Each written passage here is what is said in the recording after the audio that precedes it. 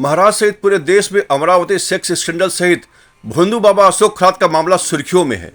मुंबई के दिंडोशी से कुछ इसी तरह का एक और चौंकाने वाला मामला सामने आया है, जो इंसानियत को शर्मसार कर देता है। इलाज के नाम पर अंधविश्वास के सहारे और आस्था की आड़ में महिलाओं का शोषण किया जा रहा था।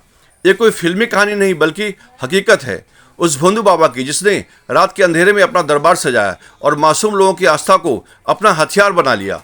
रिदम पांचाल उर्फ मोंटी पांचाल नाम है उस शख्स का, जो कभी जिम ट्रेनर था लेकिन जल्दी अमीर बनने की चाहत ने उसे बना दिया ढोंगी बाबा।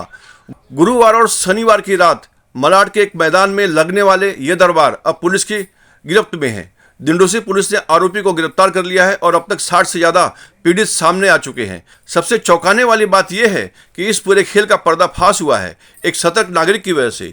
अब सवाल यह है, आखिर कब तक आस्था के नाम पर ऐसे ढोंगी लोगों का खेल चलता रहेगा और कब जागेगा समाज अंधविश्वास के खिलाफ। एक रिदम अशोक पांचाळ नावाचा तरुण आहे, 37 वय त्याचं आहे आणि तो बेसिकली आहे जिम ट्रेनर। तो मागच्या कित्येक वर्षापासून तो जिम ट्रेनरचं काम करतो आणि काही 2-3 महिन्यापासून त्याने लोकांमध्ये असं भासवलं की माझ्या अंगामध्ये देवाचा वास आहे, देवाचा संचार आहे आणि त्या देवाच्या माध्यमातून मी तुमच्यावर जे आलेले संकट आहेत ते मी दूर करू शकतो।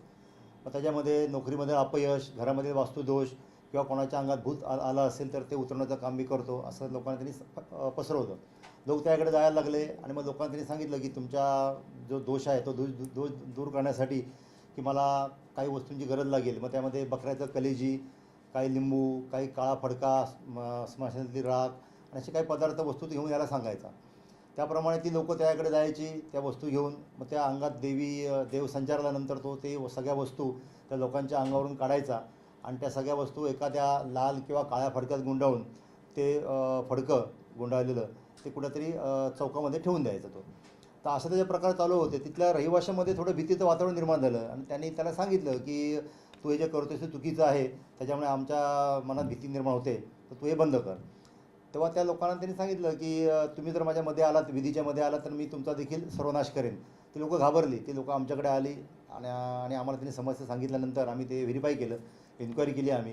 तर त्या इन्क्वायरीमध्ये आम्हाला असं लक्षात आलं की तो जे प्रकार करतोय हे कायद्याला अभिप्रेत असे प्रकार नाही आहेत, ते चुकीचं आहे। पण आम्ही त्यांची आलेल्या लोकांची आम्ही तक्रार घेतली आणि FIR रजिस्टर करून काल आम्ही त्याला ताब्यात घेतलेलं आहे आणि आता अटक करून त्याला मान्य न्यायालयात हजर केलेलं आहे रिमांड कामी। सर, आता आपण बघतोय की डॉक्टर अशोक खरात यांचं प्रकरण खूपच गाजते, त्याचाच कुठेतरी हा फायदा करून त्याप्रमाणेच आपण पाहिलं की तसाच तो काहीतरी हे करतो की लोकांना घाबरून घेतात। तसं असू शकेल। आता जेव्हा आता काल ते FIR दाखल झालेली आहे, त्यामुळे लोकांमध्ये जे भीतीचं वातावरण ते दूर झालेलं आहे। त्यामुळे भीतीचं वातावरण दूर झाल्यानंतर काही लोक आमच्याकडे तक्रार द्यायला आल्यानंतर त्यांच्या तक्रारीची काय जे समस्या आहे ते बघून पुढे आम्ही तपासात निष्पन्न करू जे असेल ते। आरोपीचे बॅकग्राऊंड काय आहे? आरोपी हा जिम ट्रेनर आहे।